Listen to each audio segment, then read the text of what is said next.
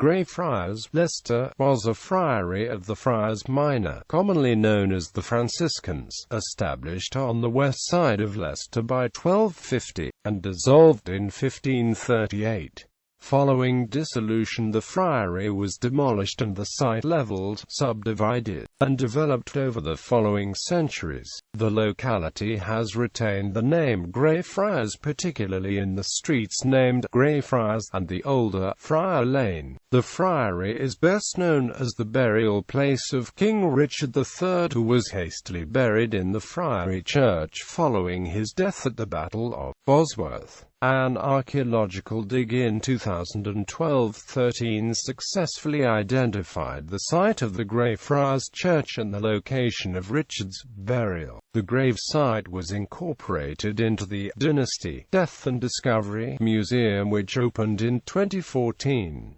Franciscan Friary, Mendicant Friars of the Order of Friars Minor, also known as Franciscans, and as the Greyfriars due to the color of the religious habit, first arrived in Britain in 1224, 2 years before St. Francis died. 9 friars came over from France to Canterbury, and rapidly attracted new members to the order. By the spring of 1225 they also had houses in London and Oxford. Expansion to Cambridge, Northampton and Norwich followed, continuing the pattern of modest premises in the midst of populous towns. Friars arrived at Leicester as part of this first wave of expansion, sometime before 1230, and by 1237 Leicester was sufficiently established to be one of 7 English friaries that had lectors, with responsibility for teaching new recruits of the order. By 1240 there were 29 English Franciscan houses, and by 1255 there were 1,242 friars in 49 houses. The process by which the Leicester friars acquired the large plot of ground within the town is unclear, but is thought to be a mid-13th century foundation. Simon de Montfort, 6th Earl of Leicester, has traditionally been credited with playing the part in this, having become Earl in 1231. Stowe suggested Gilbert and Ellen Lewena were the actual founders, whilst antiquarian Francis Peck has suggested that John Pickering was either the founder or a very early benefactor of the friary. The excavations of 2013 opened a stone coffin, buried in front of the high altar of the church. Preliminary analysis suggests the occupant was a woman, and almost certainly a major benefactor, although her identity is as yet unknown. It is not clear if the friary was dedicated to a particular saint. De Montfort University's Digital Building Heritage Project points out it was most commonly referred to simply as Greyfriars Church, Leicester, but suggests a possibility it may have been dedicated to St. Mary Magdalene. Victoria County History, however, suggests it may have been dedicated to St. Francis of Assisi, the founder of the Franciscan order. The friary was established on a site within Leicester's town walls. The friary's precinct had gates onto both Peacock Lane to the north and Friar Lane to the south. However, the specific site of the church was only confirmed by the archaeological dig of 2012, which also gave some clues to the layout of the associated monastic buildings. The church occupied an area in the northeast of the plot, with the cloisters and other friary buildings extending to the south. The choir of the friary church was a buttressed building, 10.4 meters wide. This was completed around 1255. Among the donations to the friary was the gift of oak trees by King Henry III, to make stalls and wainscot the chapel. The nave, extending west at the same width as the choir, was completed around 1300. Around 1336, William of Nottingham was buried in its cemetery. Permission was given to expand the friars' dwelling place in 1349. Leicester achieved a degree of notoriety when, in 1402, several friars were involved in a conspiracy to support the deposed King Richard II over the current King Henry IV.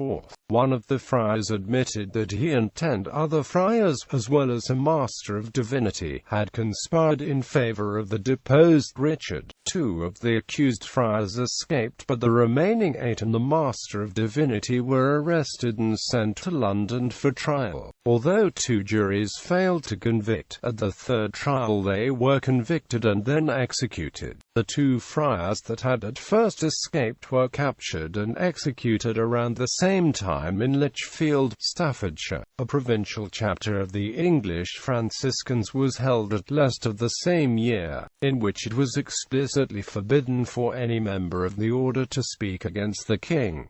In April 1414, Henry V convened Parliament in Leicester. The Lords assembled in the large hall of the Greyfriars Friary, while the Commons met in l'infirmary. This was separate from the Greyfriars site outside the town wall on Millstone Lane. After the dissolution it was used as a barn, and ended up as the 18th-century meeting hall of Leicester Methodists. The main business of the sessions was the suppression of locality, the punishment for which was to be confiscation of property, or even burning at the stake, giving rise to the name Dissolution. The Friary was dissolved in 1538 as part of King Henry VIII's dissolution of the monasteries. At the time of dissolution the Friary was extremely poor, with a tiny annual income of only £1.2s, and owning only the land on which the friary sat. The friary was at that point home to the warden, William Gillies, and 6 others. Burial of Richard III in 1485, following his death in battle against Henry Tudor at Bosworth Field. Richard III's body was thrown across a horse and brought to Leicester, where it was put on display for several days,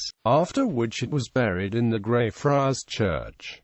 10 years later, Henry VII paid £50 and £10 for a tomb of many-coloured marble to be built. This appears to be a fair price for a high-status alabaster tomb. For comparison, also in 1495, £66 was paid for the tomb of Cecily Neville, Richard's mother. An epitaph to Richard, which may be contemporary but appears never to have been attached to the tomb, is known from a handwritten version by Thomas Hawley, who died in 1557. The tomb is presumed to have been demolished along with the church following its dissolution after 1536. An account arose that when the tomb was destroyed, Richard's bones were thrown into the river or by the nearby Bow Bridge. In 1920, C. J. Bilson regarded this as a mere legend and highly improbable, a view endorsed by David Baldwin in 1986. By the end of the 20th century, aided by a plaque near the Bow Bridge, the notion was sufficiently entrenched as to be reported as fact in authoritative history books. However, the Archaeology Service of the University of Leicester, along with the Richard III Society and Leicester City Council, initiated an archaeological study resulting in 3 trenches being dug across the parking area behind the buildings on Greyfriars. These excavations revealed walls of the cloisters and the church, enabling a possible layout for the monastic buildings to be drawn. Also found was a complete skeleton of a male showing severe scoliosis and major head wounds. On the 4th of February 2013, the University of Leicester confirmed that the skeleton was that of Richard III based on numerous tests. The mtDNA was compared with 2 known descendants of Richard III's elder sister, Anne of York. and on 4 February 2013 it was confirmed that the mtDNA matched, that the radiocarbon agreed, and that the characteristics of the bones and the nature of the head wounds were all entirely consistent with this being the remains of Richard. 3. Post-dissolution development. After the dissolution, the church and monastic buildings were acquired by two property speculators from Lincolnshire, John Bellow and John Broxholm. They demolished the buildings in 1538, selling off the stones and building materials. Some of the stones and timber were used to repair St. Martin's Church. The 2012 excavation trenches revealed the original wall trenches, which were filled with mortar from the removal of the original stones. Some tracery and other carved stones were found, but most had been efficiently recycled elsewhere. The church foundations, floor levels, and demolition layer were found under some 30 centimeters of garden soil, itself capped by a further 45 centimeters of mill waste used to create a base for the car parking area of recent years. Hair expansion. Sir Robert Catlin, Chief Justice to Elizabeth I, acquired the site from Bellow and Broxholm, and it was later bought by Robert Herrick, 3 times Mayor of Leicester. Herrick built a mansion fronting onto Friar Lane, with extensive gardens over the east end of the Friary grounds. These gardens were visited by Christopher Wren Sr. in 1611, who recorded being shown a handsome stone pillar with an inscription, "Here lies the body of Richard III, sometime King of England." The Herrick family, who also owned the country estate of Burr Manor, near Loughborough, sold the mansion to Thomas Noble in 1711, who, like Herrick 130 years before him, represented Leicester in Parliament. Georgian and Victorian development. Thomas Noble's son, also Thomas, put a road across the Greyfriars site in 1740.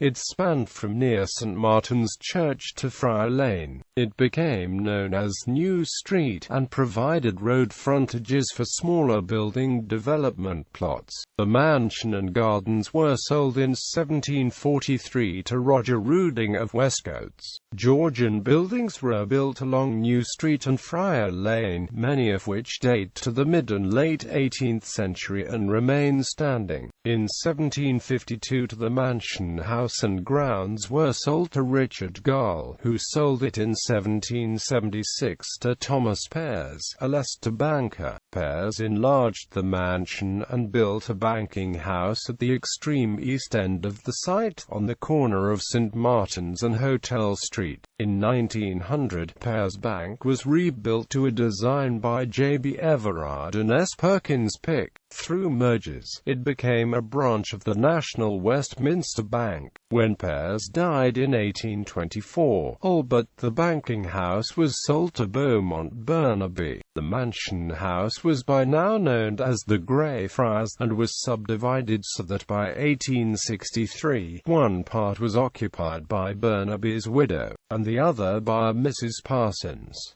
School building. In 1863, Mrs. Parsons was persuaded to sell a plot of land to the trustees of Alderman Newton's Boys' School, enabling a move from the school in Holybones. The character of the area was described at that point as very open and salubrious, and in the neighborhood of several large gardens. The school was built in 1864, and extended in both 1887 and 1897, fronting onto St. Martin's. In 1920, Alderman Newton's moved to the former Wiggerston school buildings at the other end of Peacock Lane. The old school buildings became the girls' school and then the preparatory school. When the Alderman Newton School moved to Glenfield Road in the 1970s, the buildings became Leicester Grammar School, and the St. Martin's buildings were used by the sixth formers. was. When Leicester Grammar School itself moved to Great Glen, they were renamed St Martin's Place and used as offices. In the 2012 archaeological dig, Trench 3 was located in the former playground of Alderman Newton School. In late 2012 it was acquired by Leicester City Council, who announced in February 2013 that it is to become a Richard III Museum, Corporation and County Council. The two parts of the mansion and the remainder of its gardens were bought by the Leicester Corporation in 1866.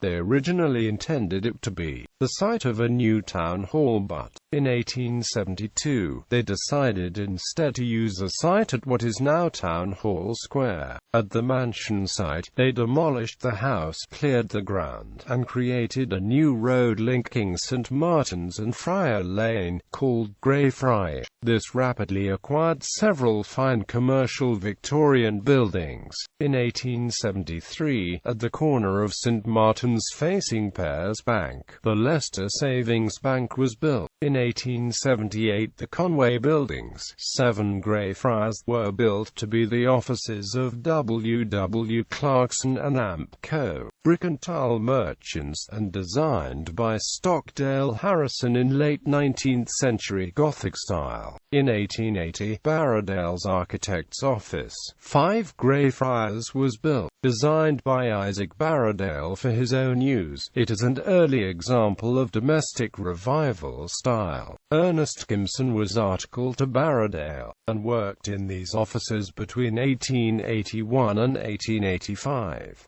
One of the few 20th-century buildings on the site was built in 1936, over the place where the Herrick Mansion had stood, on what was by then the corner of Greyfriars and Friar Lane. It served as the county offices for Leicestershire County Council until the completion of County Hall in 1965. It has since become one of several buildings in the area for the administration of social services. The buildings fronting onto Greyfriars, Friar Lane, New Street, and St Martin's surround an area that for over a century has been car parks, backyards, and a schoolyard, and were gardens for 300 years before that. The identification of the exact site of the church and monastic buildings through the archaeological dig of 2012 has shown that much of the Greyfriars church foundations, including the grave of Richard III, are within that area and lay undisturbed for the whole of that time. Archaeological excavations, as well as discovering the remains of Richard III, the archaeological dig of August 2012 tentatively identified various elements of the medieval friary. This included the north and south walls of the Friary church chancel, a cloister area, a chapter house with stone bench, and some tentative clues as to the building materials: stone choir pews, floor tiles, and a window molding. 3 further graves, including a stone coffin, were also identified, but left undisturbed. In July 2013, the University of Leicester Archaeological Service headed up a month-long dig, with a wider remit to investigate further the archaeology of the Greyfriars. The aim was to provide as much information as possible for the visitor centre. The modern wall dividing the social services car park and school playground was demolished, allowing a wide area excavation, contrasting with the narrow trenches of 2012. In situ floor tiles were found, along with other pottery and small finds. A mystery buttressed building to the south of the chancel was also found, which may predate the church. The 3 grave sites, all within the chancel, were also investigated, including a massive stone coffin in front of the high altar, which was found to have an intact lead coffin inside. Initial investigations suggest the occupant was a woman, and therefore probably a wealthy benefactor.